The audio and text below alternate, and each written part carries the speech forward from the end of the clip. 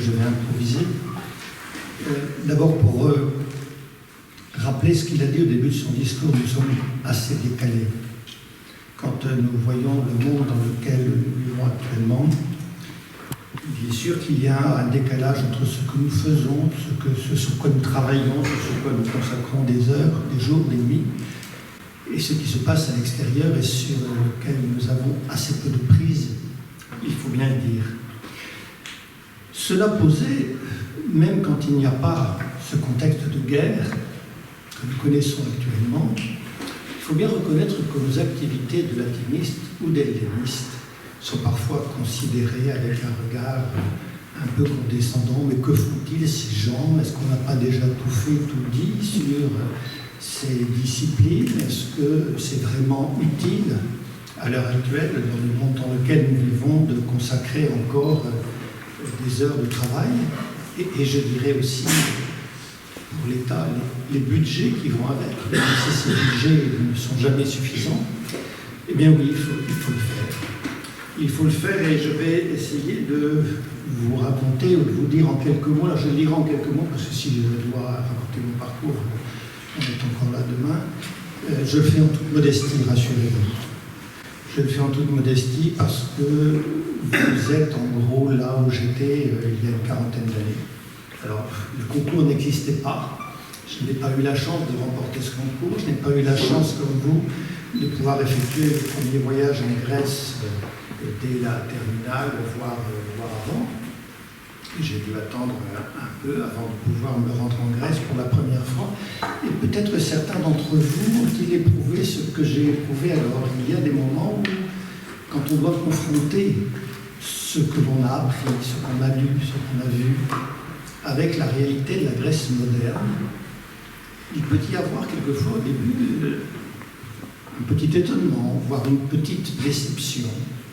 Mais il faut savoir être humble, recevoir cette réalité telle qu'elle se présente, et puis un peu à la fois, on se laisse prendre. Et je vous dirai en toute anecdote que mon frère qui était venu une fois me rendre visite en Grèce dans les années 80 m'a dit « Mais c'est pas croyable, tu vas dans des tavernes qui sont d'une saleté, tu n'oserais pas aller dans un restaurant pareil quand tu es en France. » Et c'est vrai qu'on finit par y accepter, dans cette Grèce que nous aimons tant, on finit par accepter ce qu'on n'accepterait peut-être pas quand nous sommes dans notre propre pays. Vous avez appris une langue, deux langues, pour les plus chanceux d'entre vous, le grec et le latin, et vous avez eu la chance de l'éprouver, de la mettre à l'épreuve du réel en vous rendant dans ces pays, en vous rendant en Grèce ou en Italie, et c'est une expérience qui est irremplaçable. Votre parcours, avec ce que vous avez appris, avec ce que vous avez fait, vous ouvre de multiples voies. Car on a beaucoup parlé de la langue ici, mais l'apprentissage de la langue telle que vous l'avez pratiquée vous laisse une qualité qui est irremplaçable dans toutes les activités professionnelles, c'est la capacité d'analyse.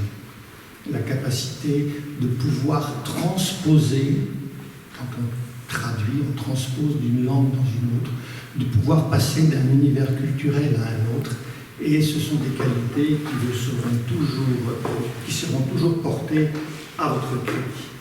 Mais peut-être que certains, et je le souhaite, auront-ils la chance de prendre le flambeau. Il faut songer à nous remplacer quand même, pour maintenir les effectifs. Pour ma part, en fait, ayant eu un parcours de lettres classiques, j'avais beaucoup de difficultés à choisir entre tout ce qui s'offrait à moi, tout ce qui s'offre à vous, la philosophie, l'archéologie dans toutes ses déclinaisons, l'architecture, la sculpture, la peinture, l'épigraphie, l'histoire ou les lettres. Et comme je ne savais pas très bien choisir, j'ai tout pris, sauf, je dois dire, sauf la philosophie. Je ne suis pas dans l'esprit philosophique. Et j'ai trouvé dans l'archéologie, finalement, dans l'activité archéologique, que ce soit à Thasos, où j'ai eu la chance de pratiquer des fouilles, ou que ce soit à Delphes, où j'ai travaillé pendant une quarantaine d'années à déchiffrer les inscriptions, j'ai trouvé en fait un équilibre parfait entre la science philologique et puis le travail sur le terrain, se confronter à la matière, parce que c'est ça l'archéologie en fait. On peut parler d'archéologie dès lors qu'on se confronte à la matière. Donc quand on fait de l'épigraphie, je prétends que l'on fait de l'archéologie. Et je peux vous assurer que ça procure des joies. Alors, entendons-nous bien quand même, ce n'est pas un chemin de rose. Il y a des passages difficiles, il y a des passages qui demandent beaucoup de persévérance, d'obstination. Je ne sais pas si j'avais toutes ces qualités, mais disons que, étant arrivé maintenant à la retraite, je peux dire que le chemin est fait. Et comme je me suis intéressé, non seulement je me suis intéressé à l'épigraphie, et en même temps je me suis intéressé aussi à l'aspect le plus obscur de la civilisation grecque. À dire vrai, s'il y a un message que je peux apporter, c'est de ne pas trop idéaliser non plus cette civilisation, parce qu'elle a eu aussi, elle, ses œuvres noires, elle a eu ses aspects véritablement abjects. Quand on pense qu'une cité comme Athènes a été plus souvent en guerre qu'en paix. Et moi, je me suis intéressé au jour de peu, dans cette civilisation, je me suis intéressé aux esclaves, c'est-à-dire la lie de la société. Et on a quelquefois de la difficulté à comprendre comment cette civilisation, pour laquelle on a tant d'admiration, a pu en même temps supporter un tel système.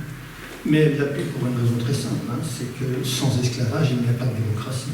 La démocratie grecque ne peut vivre que grâce à l'esclavage.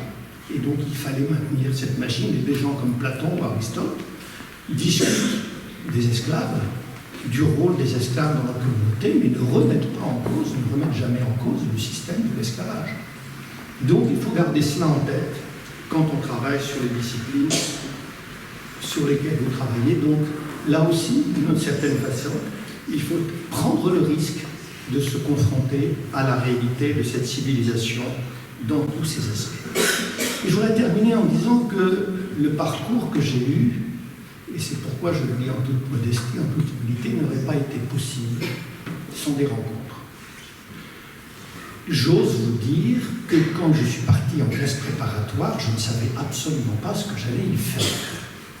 Et quand je suis rentré à Normal Sud, je ne savais absolument pas, je précise que j'ai fait mes cannes, non pas à 4 mais à Lille, la distance régionale à l'époque marquait quand même une certaine différence entre les différentes cannes et l'hippocane. Mais j'ai eu des professeurs qui m'ont dit « Pourquoi est-ce que vous n'allez pas là? Pourquoi est-ce que vous ne faites pas ça ?» Et vous aurez, je vous le souhaite, et vous l'avez déjà eu puisque vous avez participé à ce concours, vous aurez, je le souhaite, dans votre carrière d'autres rencontres comme celles que vous avez eues avec ces professeurs. Parce que ce sont eux qui servent de transmission, qui vous permettent de transmettre. Nous avons une responsabilité, je veux dire que quand on devient helléniste professionnel, quasiment comme je l'ai été, nous avons une responsabilité dans la transmission d'un savoir. C'est vous maintenant qui allez porter cette responsabilité. Vos enseignants vous y ont préparé. Vous avez une mission. Elle n'est pas facile. Elle n'est pas facile à expliquer et à faire comprendre à ceux qui nous entourent. Mais je suis sûr que puisque vous avez remporté ce concours, vous saurez mener cette mission à bon terme. Donc je vous en félicite d'abord pour les lauréats, je vous en félicite. Et sincèrement, je remercie leurs enseignants qui ont pris l'initiative de les accompagner dans cette démarche de les suivre. N'oubliez pas, chers étudiants, que vous devez une part de votre succès à vos enseignants. Merci à tous.